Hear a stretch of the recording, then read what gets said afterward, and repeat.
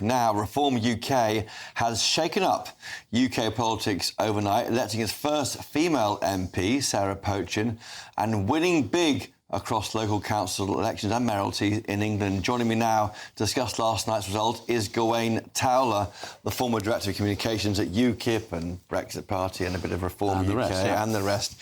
You are grinning for those who can try and discern your how you are on the listeners. It is extraordinary. You now run 8 councils. The latest is Doncaster. I'm delighted by that. Why? Well, mainly because I think that Labour are left with only 5 wards, which means 29 for your Reform, which means that Reform now have a majority of wards in Ed Miliband's constituency. Gosh, which warms the cockles of my heart. Which, of course, I wouldn't be able to do ordinarily because you'd want a wind farm to do that. Tories down 629 councillors. You're up 628. Is it a straightforward read across? No, because we're taking great chunks of Labour votes. I mean, Labour down like 176. It's amazing, isn't it? This was this massive high watermark for the Tories, and the Labour must have assumed a few months ago that they would be the ones to clear up and take things from the Tories. But you look at a place like Northumberland, and though the Tories did save some of their rural wards, we took out the Labour wards. Yeah. And that's the same across the country. And we're not only taking Tory seats, many, and Labour seats, many, but also Lib Dem seats. I don't know if we've taken any Greens, but it wouldn't surprise me. It is a remarkable set of results. What's changed with your party, I think, is that you can't really say it's a right-wing party anymore in the same way. I mean, culturally, yes. Culture is right-wing, is that right? Yeah. But equally, it's attracting people from the left here. It makes it less likely you'll do a deal with the Tory party. Were you able to do one before the election? Well, I mean, the Tory party and the Labour party, to us, are somewhat the same thing. It doesn't really matter. And what are we going to deal with? A rump of people who aren't going to keep their seats. So it seems to be. Let's wait. We've got a few years to wait until that. What we're looking forward to is actually cracking on and serving the constituents and serving those areas. And not getting that wrong. There's pressure on you guys now. Of course there is. From the other parties be watching you closely. Frankly, the media. I really don't care what the other parties think, and I don't care that much what the media think. I do care about what the people who've elected us think. I think what you'll see is we are going to be absolutely fierce in defence of the interests of our constituents. And everybody talks about the blob in Whitehall, the blob in Westminster. But each one of these county halls has its own minor blob, or little blobs. And what I think is going to be very interesting, they're going to kick a fuss. Can you imagine? There you are, you're the Chief Executive of Derbyshire County Council. And, oh, my goodness, you've got a Reform Council now running it. You must be thinking, goodness, what happens next? And here comes We've got all these diversity officers that you're going to have to fire. You've got all these things of this sort. The whole malarkey. You know what? We were planning to paint the front door of the city chamber, the council chamber, in a rainbow. We're not going to be doing that anymore. And there's a whole series of things. So there's going to be kickback, a lot of kickback. But I think, though people say, and you mentioned that people vote for reform as a protest, but nobody votes in a protest for reform unless everybody knows where we stand. Yes, you're protesting, but you're protesting with purpose. Nobody votes for us who is protesting in a Lib Dem sort of way. Have you been getting a load of spam in your email recently? What about random calls? It's really annoying, isn't it? Data brokers are out there collecting your personal information. Anything from your email, your full name, your address, and even your political affiliation. Cyber criminals can even use AI to mimic the voices of friends and family to trick people into sending them money. And it gets even worse.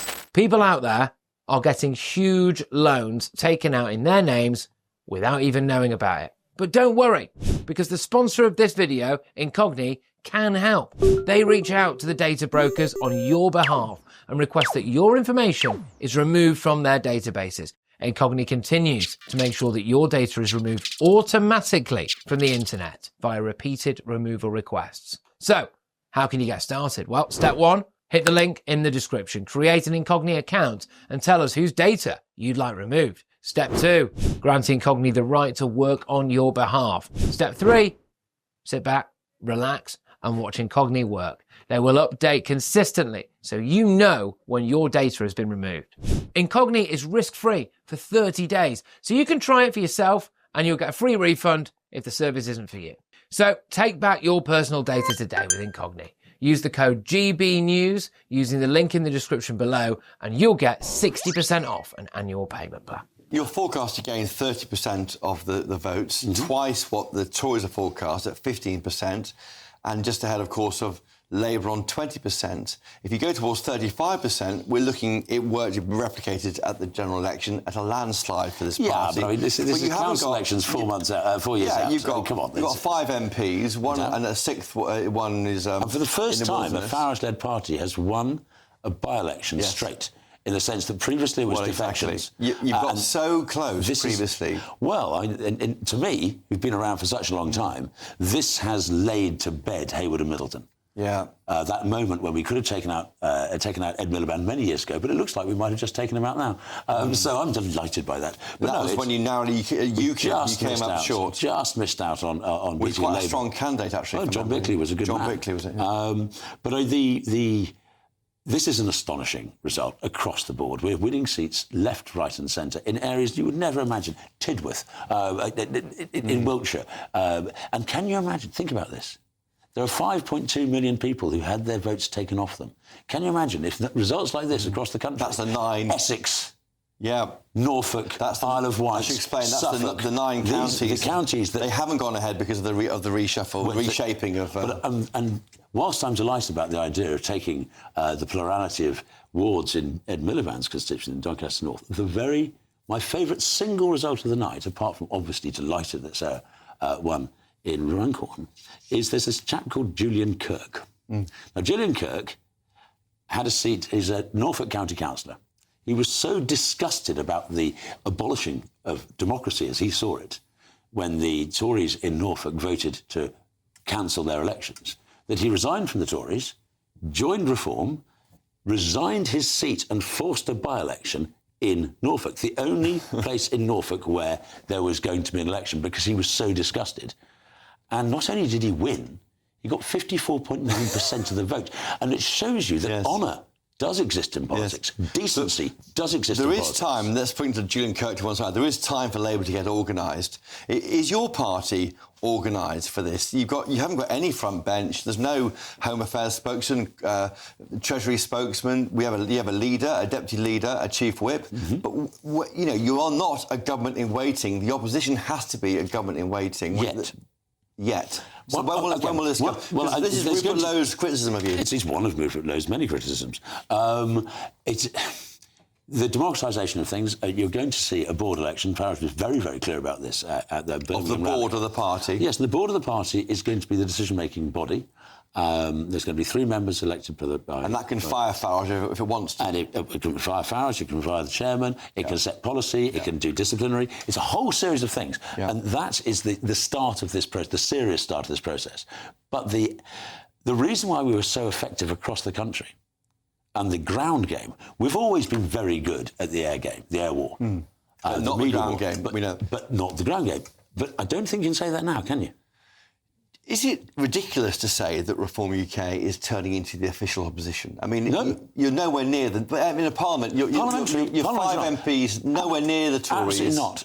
In the Parliament, though we make a fair amount of fuss. But you're driving the political debate, aren't you? Well, in the country with the opposition, absolutely. And it's clear that Labour, the way that Labour has behaved, they didn't say a thing about the Tories.